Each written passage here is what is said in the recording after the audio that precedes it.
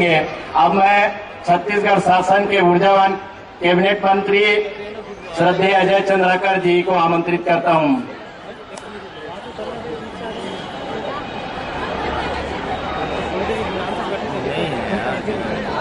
माननीय अजय चंद्राकर जी छत्तीसगढ़ की लोक प्रतिभा और जोरदार तालियों से स्वागत करिए और हाथ उठाकर एक बार हम तैयार हो नरेंद्र मोदी को प्रधानमंत्री बनाने के लिए।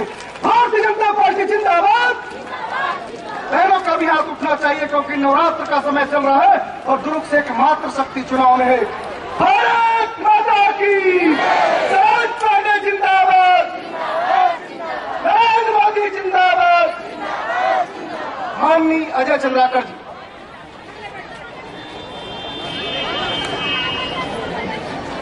मंच पर उपस्थित भारतीय जनता पार्टी के प्रदेश अध्यक्ष सम्माननीय विष्णुदेव साय जी, दुर्ग लोकसभा क्षेत्र से भारतीय जनता पार्टी के प्रत्याशी और ये कहें कि जिन्होंने दुर्ग शहर दुर्ग विधानसभा से लेकर इस लोकसभा की एक बड़ी शिद्दत से जिन्होंने सेवा की और भारतीय राजनीति और संगठन की राजनीति की वो एक बड़ी हस्ताक्षर हैं, ऐसे श्री सरोज पांडे जी, संत कवि पवन दीवान जी, सभी सम्माननीय कैबिनेट में हमारी मंत्री साथी आदरणीय रामशीला जी और जिला के संगठन के तीनों जिला के सभी जिला के पदाधिकारी गण, सभी कार्यकर्ता बंधुओं, सभी माताएं तथा बहनें, ये 16वां लोकसभा का चुनाव होने जा रहा है। दुर्ग लोकसभा में 24 अप्रैल को मतदान है। हम लोग जितनी जगह भी बातचीत कर रहे हैं, छत्तीसगढ़ में पहले चरण का मतदान 10 तारीख को जगदलपुर सीट में हो जाएगा, बस्तर सीट जिसको कहते हैं, कांकेर महासमुंद जहां से मैं आता हूं और राजनांदगांव में 17 तारीख को हो जाएगा। बाकी 7 सीटों में मतदान 24 अप्रैल को होगा। माननीय मुख्यमंत्री जी का भाषण आपने सुना होगा, देखा होगा, प्रत्यक्ष बातचीत की होगी। हम लोग भी जहां पर भी बातचीत करते हैं एक ही संकल्प के साथ बातचीत करते हैं कि छत्तीसगढ़ में 11-0 से कांग्रेस को पराजित करेंगे और पराजित आपको करना है। और उसका कारण सिर्फ एक है कि जो राजनीति में रुचि रखते हैं, जो राजनीति के बारे में जानते या समझते हैं, वो ये जानते हैं कि आजाद हिंदुस्तान में सबसे नाजुक दौर से यदि अभी कोई देश गुजर रहा है तो हिंदुस्तान गुजर रहा है। बहुत सारे क्षेत्र ऐसे हैं, भारतीय जनता पार्टी के रहते तो वो होगा नहीं, पर मैं ये बात कह सकता हूं कि पूरी दुनिया के सामने इस देश की छवि, एक असफल राष्ट्र की छवि प्रस्तुत करने की कोशिश हुई, एक कमजोर राष्ट्र की छवि प्रस्तुत करने की कोशिश हुई। और इसका कारण क्या रहा? इसका कारण रहा एकमात्र कांग्रेस और एकमात्र एक परिवार जिन्होंने निरंकुश इस देश में वर्षों तक शासन किया और कभी लगातार 10 साल तक शासन किया। ये चुनाव केंद्रीय मुद्दों पर होता है, भारत देश कैसे चले इस मुद्दों पर होता है, हमारे देश की जो आंतरिक समस्याएं हो कैसे हल हो इस मुद्दे पर होता है, महंगाई कैसे नियंत्रित हो इस मुद्दे पर होता है, किसान को दाम कम हो, किसान को उपज का दाम मिले, उसके लिए यदि उचित मूल्य मिले, उचित व्यवस्था हो, इस मुद्दे पर चुनाव होता है। विदेश में भारत की छवि एक मजबूत राष्ट्र में बने, इस मुद्दे पर चुनाव होता है। दुर्भाग्य से ये कहना पड़ता है, जिस बात को मैंने पहले कहा, यदि पहचान इस देश की है तो सर कटाते जवान और आत्महत्या करते किसान। इस देश की छवि है कि कांग्रेस का एक नेता कहता है कि 5 रुपये में खाना मिल जाएगा, एक कहता है 2 रुपये में मिल जाएगा, एक कहता है 12 रुपये में मिल जाएगा। इस गरीब देश या इस गरीब प्रांत में कांग्रेस 10 साल तक सिर्फ गरीबों की परिभाषा कोसती रही, गरीबी मिटाने का काम उसने एक नहीं किया। जिस सरकार ने कहा कि 100 दिन में महंगाई कम हो जाएगी, गिनती कहां से शुरू होती है, कहां खत्म होगी, कौन सा 100 दिन है, अगले 5 साल जो मान रहे हैं वो वाला 100 दिन गिनेंगे, कौन सा 100 दिन गिनेंगे, ये किसी को नहीं मालूम। जो जनता की जो सबसे ज्यादा जरूरत की चीजें हैं वो सब बाजार के हाथों में सौंप दी गई कि यदि किसान सबसे ज्यादा डीजल का उपयोग करता है तो डीजल सरकार तय नहीं करेगी, बाजार उसका मूल्य तय करेगा। पेट्रोल यदि सबसे ज्यादा हम उपयोग करते हैं तो उसका मूल्य बाजार तय करेगा, वो चाहे जितना लूट सकता है लूट ले। और ये तो एक छोटे से उदाहरण है। इस देश में जो लूट का सिलसिला हुआ, लोगों ने जोड़ना और घटाना बंद कर दिया कि वो 5 लाख करोड़ है कि 10 लाख करोड़ है कि 20 लाख करोड़ है। और इतना हुआ ही है कि जिनको हम जानते हैं कि 2G बोले, आदर्श बोले, रक्षा घोटाला बोले, जमीन में बोले, आसमान में बोले, कोयला पाताल में बोले, जहां पर भी हमारी व्यवस्थाएं जाती है वहां पर सिर्फ और सिर्फ इस देश में घोटाला दिखता है। मित्रों, भारत के गृह सचिव जब भारतीय जनता पार्टी में शामिल होते हैं पटना में, वो कहते हैं कि एकमात्र पार्टी मैंने देखी भारतीय जनता पार्टी जो देश के आंतरिक मुद्दों पर कभी समझौता नहीं करती और इसलिए मैं भारतीय जनता पार्टी में शामिल हो रहा। भारतीय जनता पार्टी ने 3 राज्य जब बनाए जिसमें एक छत्तीसगढ़ भी है। भारतीय गणतंत्र का 27वां राज्य छत्तीसगढ़ और ऐसे 3 प्रदेश जब बने तो देश में एक पिन रात भी नहीं हुआ, एक सुई की नोक भी नहीं गिरी। एक तेलंगाना बनाने में पूरा देश जल उठा।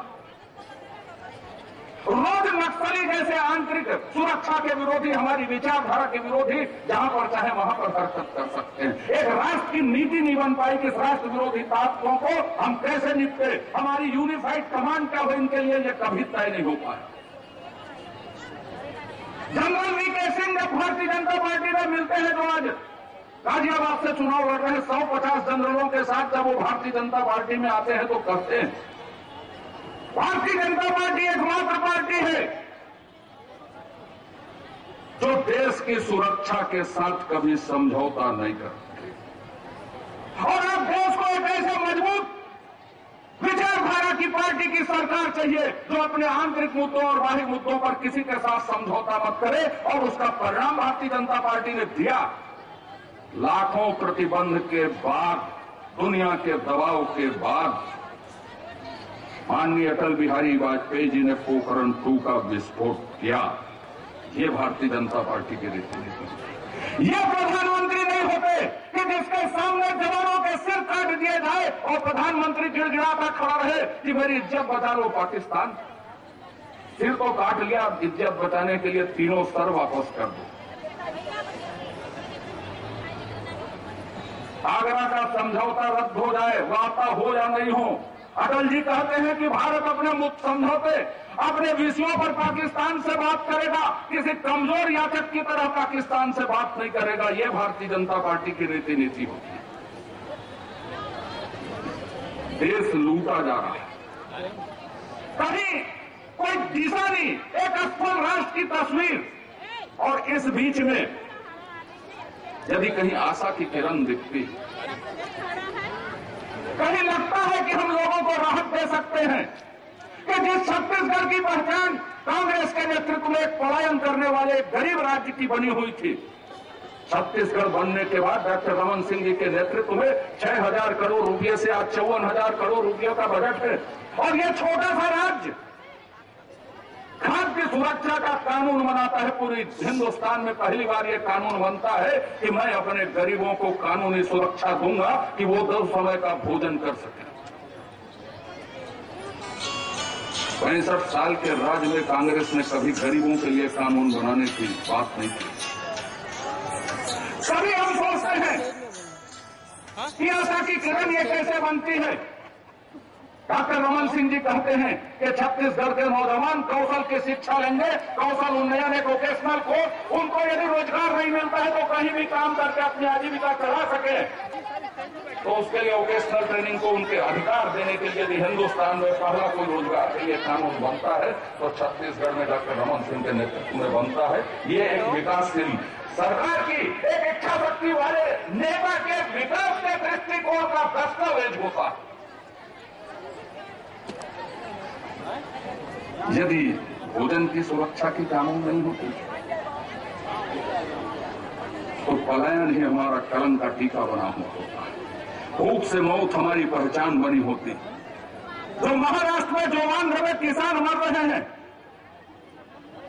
वो मरते दिखते यदि एक एक दाना धान नहीं खरीदा जाता, यदि 0% पर ब्याज देने की व्यवस्था नहीं की जाती, जिस कांग्रेस के शासन में चलता 16 और 18% की ऋण में 300 से 400 करोड़ रुपए का कर्जा छत्तीसगढ़ का किसान उठाता था, आज 0% में 2200-2300 करोड़ रुपए का कर्जा किसान उठाता है। और 10 साल में रमन सिंह के राज्य में किसी एक किसान की कभी नीलामी नहीं होती और 100% कर्जे की अदायगी होती है। यह छत्तीसगढ़ के ईमानदार किसानों की पहचान होती। यह छत्तीसगढ़ के लोगों को आप एक अवसर देकर देख सके, ये छत्तीसगढ़ का तस्वीर कैसे बदलते हैं, ये छत्तीसगढ़ की तकदीर कैसे बदलते हैं, ये नौजवान कर सकते हैं। ये अवसर चाहिए और ये अवसर उपलब्ध करवाया डॉक्टर रमन सिंह।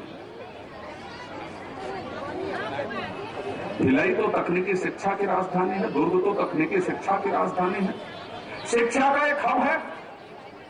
1 से 3% पर शिक्षा ऋण देने की घोषणा हुई कि जो चुनौती हिंदुस्तान के सामने है, दुनिया के सामने है, कि प्रशिक्षित मानव संसाधन हमारी संपत्ति होगी। जो वोकेशनल ट्रेनिंग का विधेयक मुख्यमंत्री जी ने लाया, उससे आगे चलते हुए कि दुनिया के किसी भी संस्थानों में, छत्तीसगढ़ के और छत्तीसगढ़ के बाहर संस्थानों में आप पढ़ने जाते हैं तो 1 से 3% के ब्याज पर आपको पढ़ने के लिए सरकार ऋण देगी।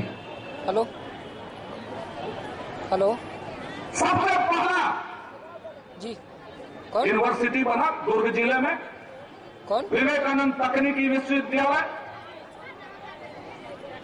और जो यहाँ के 100 प्रयत्नों से हो रहा था, उसको सरकारी संरक्षण देने की शुरुआत हुई। आज छत्तीसगढ़ तकनीकी शिक्षा में सबसे ज्यादा तेजी से बढ़ने वाला राज्य है। कि सीटों की वृद्धि का प्रतिशत हिंदुस्तान में किसी भी राज्य के मुकाबले या नेशनल एवरेज के मुकाबले सबसे ज्यादा, यदि तकनीकी शिक्षा का प्रतिशत या उच्च शिक्षा का प्रतिशत कहीं बढ़ रहा है तो छत्तीसगढ़ में बढ़ रहा है। ये एक प्रगतिशील राज्य की निशानी है। और इस योगदान में यदि सबसे बड़ी भूमिका किसी की है तो दुर्ग जिले की है। यदि किसी की सबसे बड़ी भूमिका है तो भिलाई जिले की है, बेमेतरा जिले की है, बालोद जिले की है। और जब हम शिक्षा की और किसानों की बात करते हैं तो सबसे पुराना जो जलाशय भी सिंचाई की शुरुआत हुई ना तांदुला से, तो यहीं से हुई। सबसे पुराना जिला यदि कोई बना तो दुर्ग जिला एक था। 108 साल 110 साल पुराना जिला। और इसकी भौगोलिक दृष्टि को देखकर बेमेतरा जिला बनाने का निर्णय लिया जाता है। इसकी भौगोलिक स्थिति को देखकर बालोद जिला बनाने का निर्णय लिया जाता है। और इसके समस्त भौगोलिक विस्तार को देख के दुर्ग जिले को संभाग बनाने का निर्णय लिया जाता है। 108 साल बाद दुर्ग जिले के लिए यदि सबसे बड़ी सौगात होगी तो एक प्रशासनिक मुख्यालय, संभागीय मुख्यालय देने की सौगात होगी। और यह सौगात देते हैं सरोज पांडे जी की पहल पर, हेमचंद यादव जी की पहल पर। यहाँ के सम्माननीय विधायक बैठे हैं, सब मंच पर जनप्रतिनिधि बैठे हैं।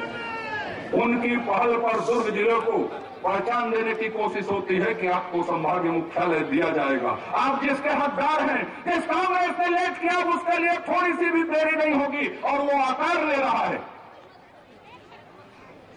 जब हम बात करते हैं कि छत्तीसगढ़ नहीं होता तो क्या होता है, जब राजीव गांधी बोलते थे कि 15 पैसे गरीबों तक पहुंचता है, 85 पैसे लोग खा जाते हैं। उस पीडीएस सिस्टम की कहीं पर लीकेज मत हो योजना में, गरीब का अनाज गरीब तक पहुंचे, गरीब की व्यवस्था गरीब तक पहुंचे। दिल्ली सरकार ने, हिंदुस्तान की सरकार ने, कैग ने, सुप्रीम कोर्ट ने, माननीय मुख्य सर्वोच्च न्यायालय ने, सबने छत्तीसगढ़ के पीडीएस प्रणाली की व्यवस्था की कि गरीबों की व्यवस्था में हम कोई कोताही नहीं होने देंगे। मैं हमेशा इस बात को कहता हूं कि आज छत्तीसगढ़ में यदि कोई असंतुलन दिखता है, यदि कोई लोग दक्षिण बस्तर को अशांत करने की कोशिश करते हैं, यदि कहीं पर गरीबी की छाप दिखती है तो 50 साल के कांग्रेस के असंतुलन, क्षेत्रीय असंतुलन, छत्तीसगढ़ की जो उपेक्षा उन्होंने की, उसका परिणाम आज छत्तीसगढ़ भोग रहा है। लेकिन इन 10 सालों में जो विकास की तस्वीर, जो दिशा, जो विकास की प्राथमिकता माननीय मुख्यमंत्री जी ने तय की, ऐसे जो नौजवान लोग हैं, जो यहाँ के सांसद हैं, माननीय सरोज जी से लेकर विधायकगण हैं, जिन्होंने यह तय किया कि सब छत्तीसगढ़ में किसी तरह का असंतुलन नहीं होगा, तेजी से आगे बढ़ने के लिए सारे संसाधन जुटाए जाएंगे, सारी व्यवस्था बनाई जाएगी, सारे नीति बनाए जाएंगे, सारे कार्यक्रम बनाए जाएंगे, और उसका परिणाम रहा जो मैंने कहा कि 6,000 से 54,000 करोड़ के बजट पे पहुंचा। मित्रों, इसलिए मैंने कहा कि ये चुनाव देश के लिए है। भारत एक मजबूत राष्ट्र बने, भारत आंतरिक सुरक्षा मजबूत हो, सबके लिए अवसर हो, जो हमारे ऊपर भ्रष्टाचार और अस्थिरता का कलंक है वो मुक्त हो, तो एक मजबूत नेतृत्व जो परमाणु विस्फोट कर सके, जो पोटा जैसा कानून आंतरिक सुरक्षा के लिए बना सके, आपकी मदद चाहिए। और भारतीय जनता पार्टी जैसे राष्ट्रवादी दल के कार्यकर्ता, जिनको शुरू से यह बताया जाता है कि देश सबसे पहले, भारतीय जनता पार्टी के रहते ये देश लूटने हम नहीं दे सकते, ये शपथ आज संकल्प आपको लेना पड़ेगा इस सम्मेलन में कि आज यहां से निकलकर सिर्फ एक और एक बात कि मोदी की सरकार बनानी है, भारतीय जनता पार्टी की सरकार बनानी है, और दुर्ग की भागीदारी से वो सरकार बनानी है। और दुर्ग की भागीदारी क्यों जरूरी है? अरे हाथ ना बेटा, थोड़ा हाथ। मैं संसदीय कार्य मंत्री भी हूं। सांसद और विधायक में जब हम चुनकर जाते हैं, विधानसभाओं में, विधानमंडलों में हम चुनकर जाते हैं, अपने क्षेत्र की समस्याओं के अतिरिक्त हमें यह देखना पड़ता है कि हम अपने निर्वाचन क्षेत्र के अतिरिक्त प्रदेश और देश की बेहतरी के लिए क्या कर सकते हैं। पवन दीवान जी भी सांसद रहे। मुझे बहुत प्रसन्नता होती जब मैं पढ़ता हूं कि सरोज जी ने 3 निजी विधेयक लाए। सरोज जी ने सबसे ज्यादा प्रश्न किए। यह दुर्ग भर की चिंता नहीं। विधानमंडलों में यदि कोई सबसे ज्यादा विधेयक लाता है, तो यदि निजी विधेयक लाने की जरूरत पड़ती है, इसके 2 ही माने हो सकते हैं कि किसी सीमा में जाकर दिल्ली में बैठी कांग्रेस की सरकार असफल है, या हमारा आग्रह हमारी विचारधाराओं के प्रति बहुत है। आप यदि पारित नहीं होने देंगे तो हम हमारी विचारधारा को इस सदन के माध्यम से रखेंगे कि इस विषय में विधेयक पारित किए जाएंगे।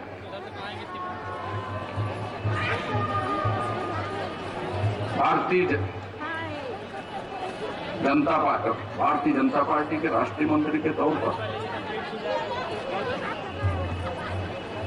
महिला मोर्चा के उपाध्यक्ष के तौर पर,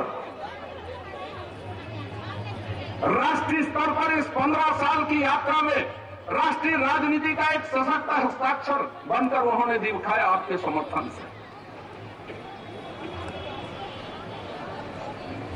और मैं राष्ट्रीय महत्व के चुनाव हैं, उसमें एक राष्ट्रीय सोच की भागीदारी होनी चाहिए। मैं इसलिए खड़ा हुआ था आपके बीच बोलने के लिए। और दूसरी बात मैं कहना चाहूंगा,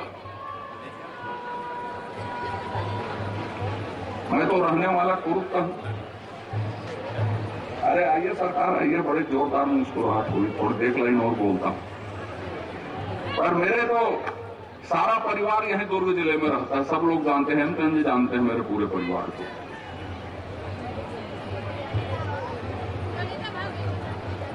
चुनाव जीतने के लिए सबसे शॉर्टकट राजनीति आज लोगों ने अपना रखी है। समाज को बांटने की कोशिश, जाति पर बांटने की कोशिश, मोहल्ले पर बांटने की कोशिश, गांव पर बांटने की कोशिश, किसी सामाजिक व्यवस्थाओं पर बांटने की कोशिश। जब मोदी जी ने एक राष्ट्र का नारा दिया, एक विकसित भारत का नारा दिया, एक विजन डॉक्यूमेंट उन्होंने देश के सामने रखे, मुख्यमंत्री जी ने एक दस्तावेज छत्तीसगढ़ के सामने 10 साल का रखा और तीसरी बार के लिए उनको जनादेश मिला। तो हम इस तरह की तमाम संकीर्णताओं को छोड़कर भारत को मजबूत करने की बात करें, छत्तीसगढ़ को आगे बढ़ाने की बात करें। और जब भारत को मजबूत बनाने की हम बात करते हैं तो दुर्ग जिले की भागीदारी के साथ, सरोज पांडे जी के जीत के साथ हिंदुस्तान की हम कल्पना करेंगे, इस सदिच्छा के साथ कि दुर्ग जिला सांस्कृतिक रूप से शैक्षणिक रूप से, जीवन स्तर में, सोच में, राजनीति में सदैव एक सबसे जागरूक रहा है और वो अपनी जागरूकता का परिचय देते हुए भारत के विकास में अपनी भूमिका सरोज जी के माध्यम से सुनिश्चित करेगा। इस अपेक्षा के साथ मैं अपनी बात समाप्त करता हूं। जय हिंद, जय छत्तीसगढ़।